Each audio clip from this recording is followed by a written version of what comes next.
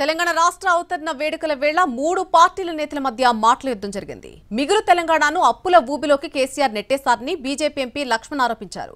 ఇచ్చిన హామీలను నెరవేర్చకపోతే రేవంత్ రెడ్డి భవిష్యత్తు ప్రశ్నార్థకమేనని ఛాలెంజ్ చేశారు. ఆయన దశాబ్ది వేడుకలను ఒక్కరోజుకే పరిమితం చేశారంటూ సీఎం రేవంత్ పై కేటీఆర్ సెటైర్లు వేశారు. 10 ఏళ్ల బీఆర్ఎస్ పాలనలో తెలంగాణ ప్రజల ఆకాంక్షలు 10% కూడా నెరవేరలేదని అన్నారు PCC working president Mahesh Goud.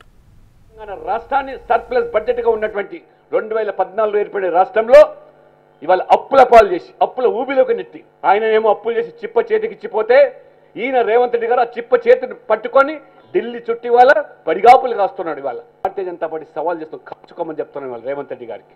నువ్వు ఇచ్చిన మాటలు నిలబెట్టుకోండి.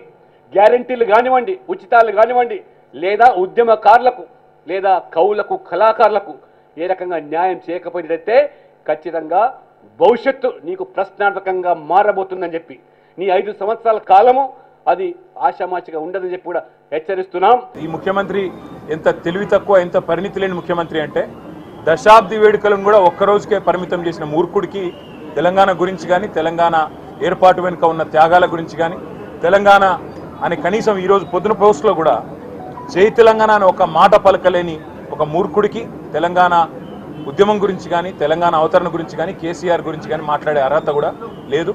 జాక్పాట్ ముఖ్యమంత్రి ఆయన, అట్లా అదృష్టవశాత్తు ఏదో అయ్యిండు కానీ కాబట్టి తెలుసు, తెలంగాణ ప్రజలకు కూడా తెలుసు, ఇప్పుడిప్పుడే అర్థమవుతుంది.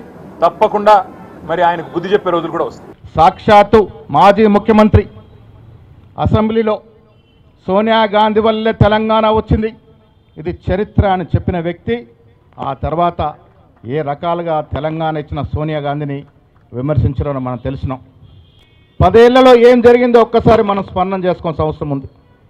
ఏదైతే కళ్ళు కన్నారో మన పూర్వీకులు, త్యాగదనులు, ఏదైతే ఆశలు ఆకాంక్షలు తెలంగాణ కావాలనుకున్నారో ఆ తెలంగాణలో 10% కూడా సాకారం కాలంటి పరిస్థితి.